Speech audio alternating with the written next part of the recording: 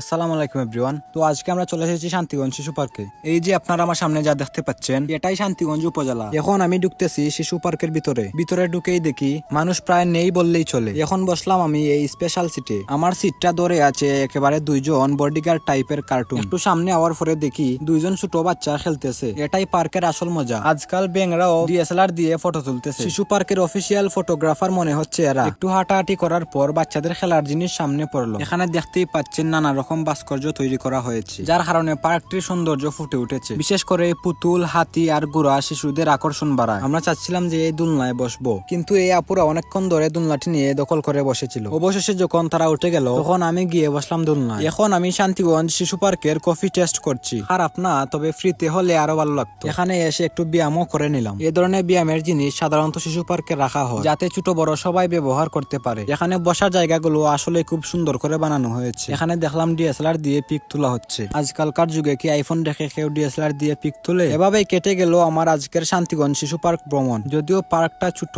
কিন্তু এখানে বসার জায়গার, খেলার ব্যবস্থা সবকিছু আমার ভালো লেগেছে। অবশ্যই সুযোগ পেলে একবার এখানে ঘুরে যাবেন। সবাই ভালো থাকবেন। আল্লাহ হাফেজ।